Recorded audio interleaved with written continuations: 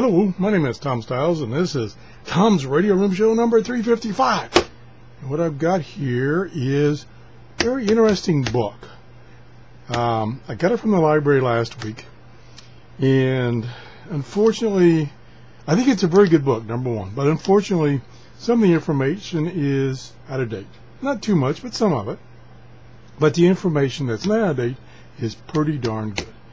And the name of the book is Tuning into RF Scanning from Police to Satellite Bands.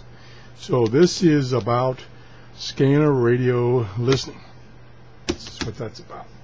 Okay, the book was copyrighted 1994, so it's pretty old, but like I say, it's good information. Let's just take a look at the book here. Okay, so at first it starts out and it tells you or suggests to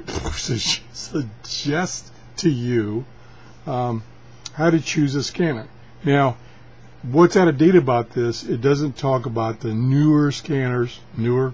Gosh, they've probably been out for maybe 6 or 8 years. Doesn't talk about those.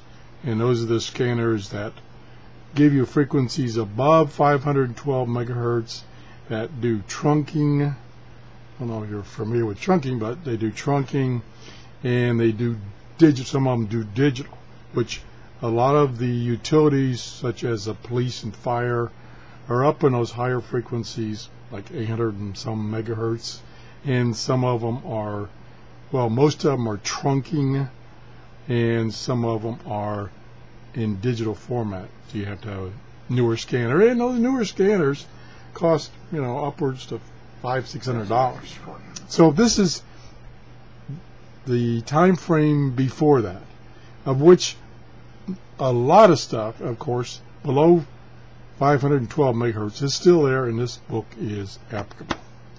And there are other things in this book which are applicable to any scanner, such as talking about antennas and stuff like that. So this kind of gives you an introduction of what's out there, air bands, microwave bands, utilities. Here's our scanner radio. This is quite old. I think this is about 1990 something vintage. It's a Radio Shack realistic scanner. So kind of old. And we see what else. It talks about Bearcat scanners, how they function, what the function keys do on the scanners.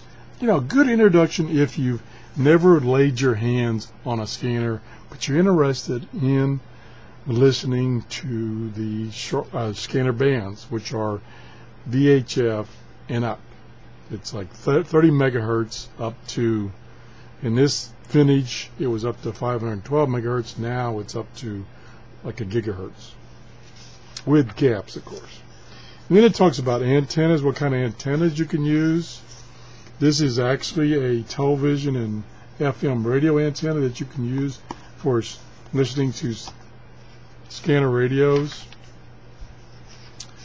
There's a simple scanning antenna. Some more. There's some mobile antennas. Tells you the various types of antennas, how to install them. There's some more antennas there. Quite a bit of information about antennas, and this is, pretty much still good information. The only difference is, for instance, if you want to listen to the police and fire, which are now in some cities, not all cities, some cities are still down below 512 megahertz, but some cities now are up at 850 some megahertz. And to get a strong signal, you need a smaller antenna. Believe it or not, a smaller antenna, because as the frequency of which you want to listen goes up, the length of the antenna goes down. So that's kind of how that works. And then it talks about cables, coax cables, and this is very basic information that's still valid. And what else? It talks about mounting them. Here's connectors. I'm always getting questions about connectors. Here's a bunch of connectors here. These are adapters. Don't see, I was trying to see if I saw the adapter required for my Grundig. Yeah, there it is right there. This takes me from my PL259 cable that's connected to my antenna side to this B and C, which is what's on the side of my Grundig 750 radio. And this tells you how to install, shows you how to install a PL259 cable connector onto a cable. All very general, valuable information. Talks about filters and attenuators that you can use, because sometimes used to be a big problem before, but not so much now, is you would get, if you put an external antenna on which made the signals very strong, you might get signals that you don't want coming through your radio on frequencies you don't want it to come in. For instance, you might get an FM station, say at 99.5 megahertz, coming in on 152 megahertz. Those are probably not the right numbers, but that gives you an example. So you can use filters to filter out, for instance, the FM band totally, so that doesn't come through to your radio. You don't want to listen to the FM band. Then it gets into, again, which some of us outdated, it gives you information about and I'm sorry you can't see it too well, but this is a listing of the various pieces of the bands as they were back then. It says that 30 to 50 megahertz were for civilian and government low band. The 50 to 54 was the 6 meter 6 meter VHF band, ham band, and the FM broadcast band, so on up, all the way up to this. This actually even went up to 806 to 960. It says it's cellular cellular phones, which when they first came out, they were in the open and you could listen to them, but can't anymore. And then it starts going in and breaking down each of those bands and what you can expect to hear in the various bands. Again, some of this information is outdated. And let's see, then talks about scanning laws. There is, in some states, you're not allowed to have a mobile scanner in your car or truck. It's against the law. And again, like here, let's see what it says about Florida. Florida, the law prohibits the installation of radio receivers that are capable of receiving police communications. So that's Florida. And back then there was only about half a dozen states that had those restrictions, and I'm sure that's changed considerably now. And then it goes now in this other part, it gives you specific frequencies for a given type of reception. For instance, military air is on here. It gives you some examples of where you can receive military air communications, which you can receive even now. And but it's usually when you get in those higher bands above, say 30 megahertz or even higher, the higher you go, the shorter the distance the transmission will travel, so the harder it is to pick up a distant station.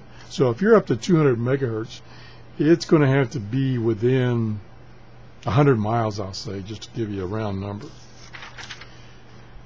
And then it talks about cordless phones. Again, these were the old cordless phones that first came out that were down in 46 megahertz. You can listen to them, pick up your neighbor's conversation. Now, most of the cordless phones, or they call them wireless now, up in a higher band, and it's encrypted, so or you can, if you could hear it, you just hear a bunch of beep pop, and that's about it. And it goes on, and then it gives you some suggestions of where to look for things, what frequencies. Here's McDonald's order window. I remember I used to pick that up. I say I picked it up.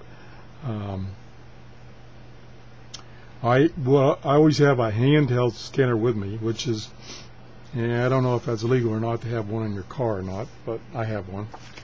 Don't tell anybody. Oh my gosh, don't tell anybody.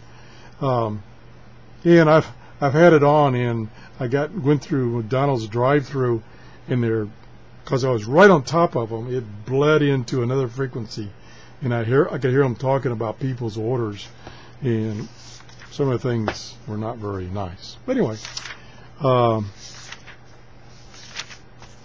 what else is in here? It's talking about scanning clubs and magazines. Oh, here's some of the tools.